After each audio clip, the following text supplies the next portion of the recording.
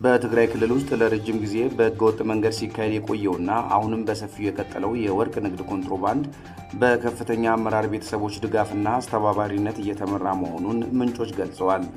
በተለይም የቀድሞዋ ከፍተኛ የህወሓት አመራር የወይዘሮ ፈትለወርቅ ገብረ እግዚአብሔር ወንድም በትግራይ የተለያዩ አካባቢዎች የሚመረተውን ወርቅ በህገወጥ መንገድ ወደ ውጪ በማውጣትና ሰንሰለቱን በመብራት ረገድ ዋነኛ ሚና እየተጫወተ እንደሚገኝም ተነግሯል። በዚህም የኮንትሮባንድ መንገድ ወርቁ በተለያዩ ድንበር አቋራጭ ሚስጥራዊ መንገዶች በሱዳንና በጎረቤት ሀገራት መካከል ወደ መካከለኛው ምስራቅ በተለይም ዱባይ በድብቅ እንዲሻገርም ይደረጋልም ተብሏል። ሰሞኑን በማህበራዊ ሚዲያ ሲዘዋወር የነበረውና የቀድሞ ጠቅላይ ሚኒስትር መለስ ዜናዊ ልጅ ሰማሃል መለስ በወርቅ ንግዱ ላይ የተሰማሩትን የህወሓት ባለስልጣናትን ማጋለጧ በህወሓት ቤት ከፍተኛ መደናገጥን መፍጠሩም እየተነገረ ይገኛል።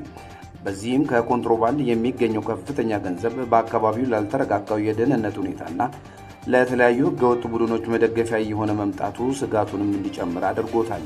መንግስት በዚህ ኮንትሮባንድ መረብ ላይ ያሉትን ከፍተኛ አመራር ቤተሰቦችና ደጋፊዎቻቸውን በህግ ተጠያቂነት ካላደረጉ በስተቀር የሀብት ዘረፋውና የደህንነት ስጋቱን ማስቆም አስቸጋሪ እንደሚሆን እየተገለጸ ይገኛል።